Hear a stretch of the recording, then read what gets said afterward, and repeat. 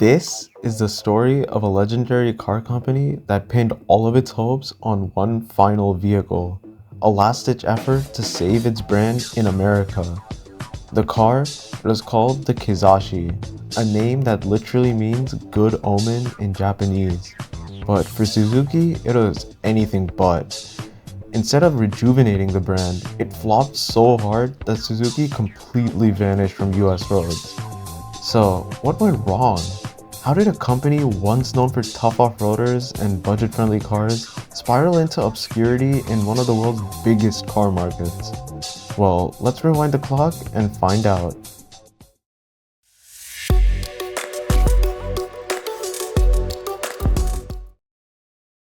The year is 1985. Marty McFly had just come back from the future, and Suzuki was brewing up plans to expand its foothold in the automotive industry.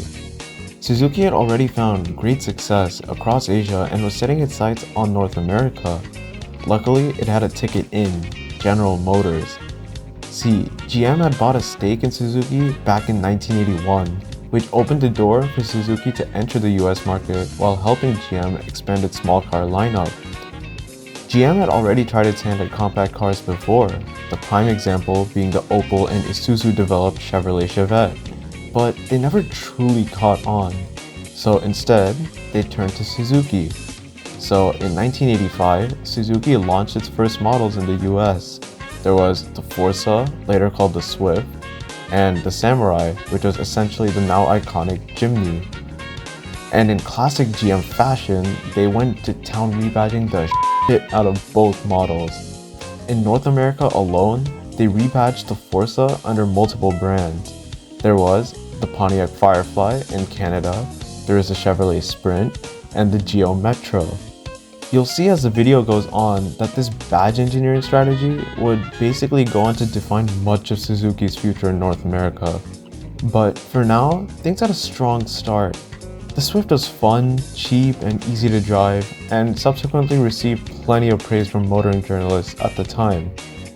The Samurai, with its adorable design and go-anywhere capability, became a hit during the rise of the 4x4 craze.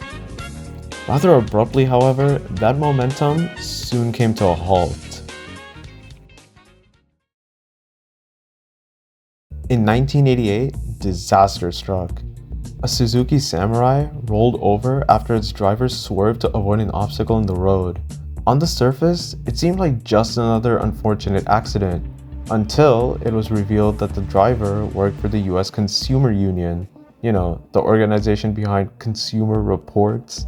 You might have heard of them. After doing a comprehensive test, Consumer Reports published a scathing review, calling the Samurai unacceptable due to a high rollover risk. But here's the twist, their tests were intentionally rigged. Footage later showed that testers did a bit of funny business by going out of their way to make the Samurai tip over. By the time the truth came out, however, the damage was done. Suzuki's reputation had been severely tarnished. Suzuki took them to court in a lawsuit that lasted nearly a decade. Eventually, Consumer Reports settled out, but Suzuki's image in America had already taken a massive hit. Sales dropped like a rock, and the reputational scar never truly healed. Before the scandal, Suzuki didn't really have a clear identity in the US. They were originally aiming for a youthful, value-driven image, but after the bad press, that basically became impossible. In Japan, Suzuki was known for its small and clever K-cars, those cute little cars you see running around Tokyo. And in other countries, especially developing markets, they were seen as makers of rugged, affordable, and dependable cars, such as India, where they sold the Suzuki Alto as the Maruti 800 through a local joint venture. So in America, Suzuki decided to lean into its value car persona. So in 1995, they launched the Esteem, a rather bland compact sedan meant to compete with the Dodge Neon and Mitsubishi Mirage. It got decent reviews, praised for being well-equipped and affordable, but that wasn't really enough. Its styling was as interesting as a sewer lid, the engine was as powerful as the Weimar Republic, and its marketing was nearly non-existent. leaving it dead on arrival. Its only legacy is being Saul Goodman's car in Better Call Saul. It's a fine vehicle. It's a thing of beauty. Yeah? What do you drive? An Esteem. A what? A Suzuki Esteem. It's an import. Huh.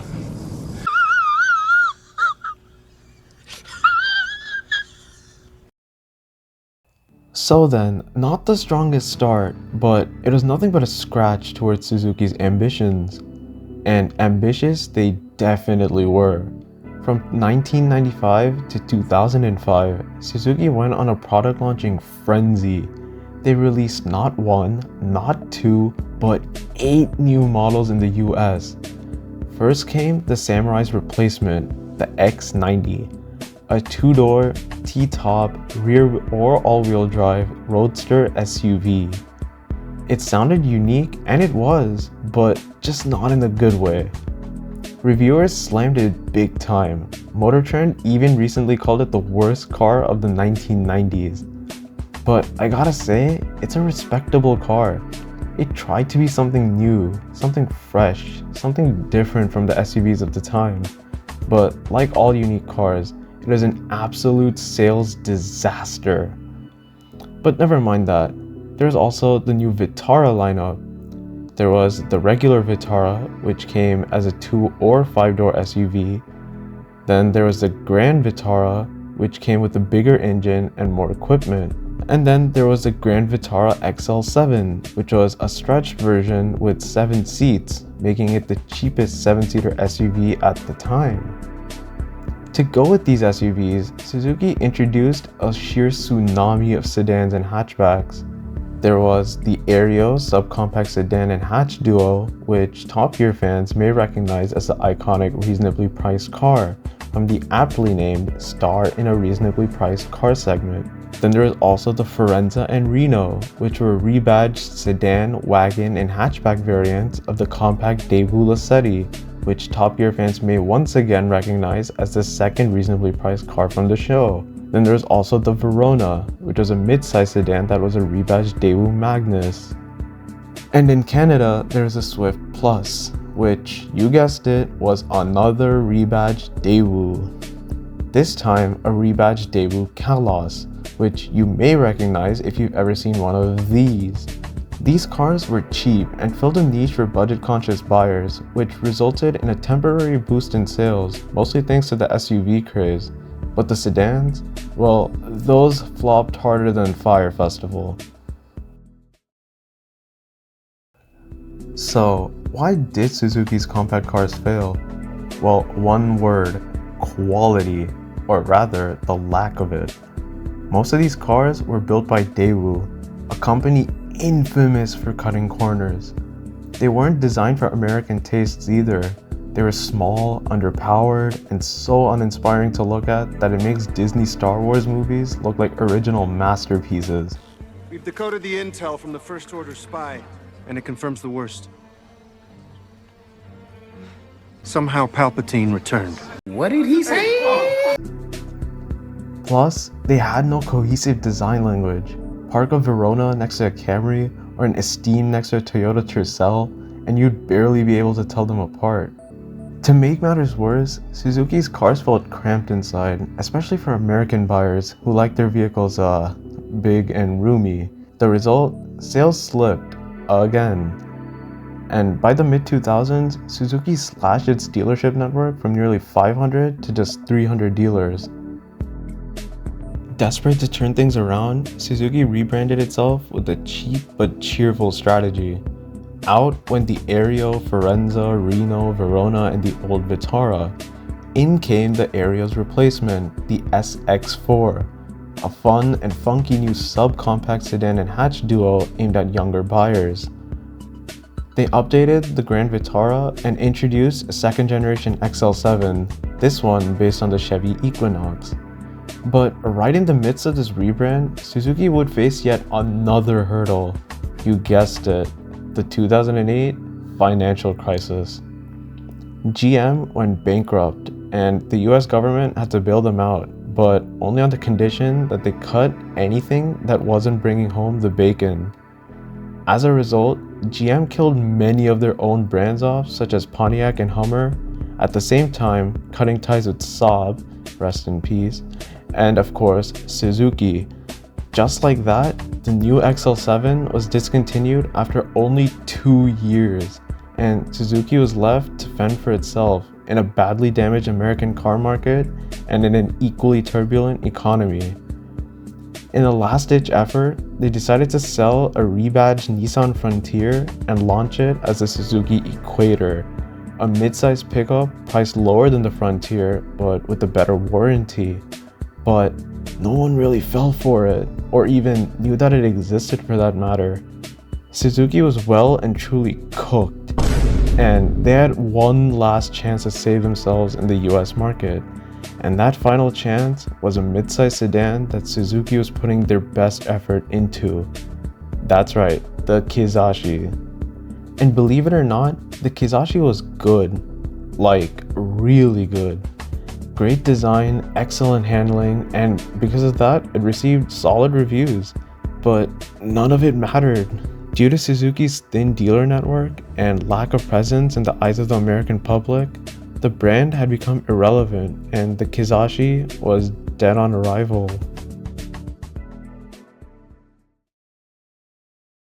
Now, you may have noticed that throughout the video, I was only talking about Suzuki in the US and Canadian markets, but there was one other North American market where they were absolutely killing it, and that was the Mexican market.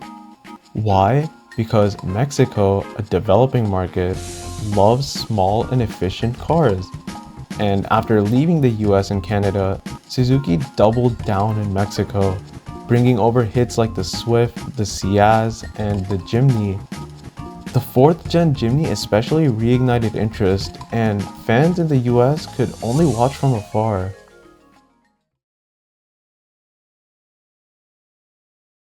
So, could Suzuki ever return to the US or Canada? Well, maybe. Models like the Jimny, Vitara, and Franx could find fans here, especially with today's crossover and off-roader craze paired with an economy where cheap personal transport is an ever-growing need. But with regulations getting ever more stricter and a brutally competitive market that's getting increasingly homogenized with every manufacturer chasing the SUV sales meta, it's highly unlikely they would be able to succeed if they returned.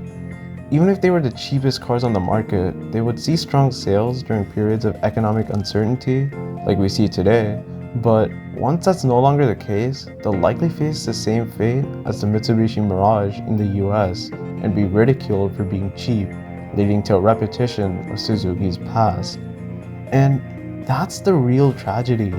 In a world where affordable, no-nonsense cars are disappearing, Suzuki's absence is a reminder of what we've lost.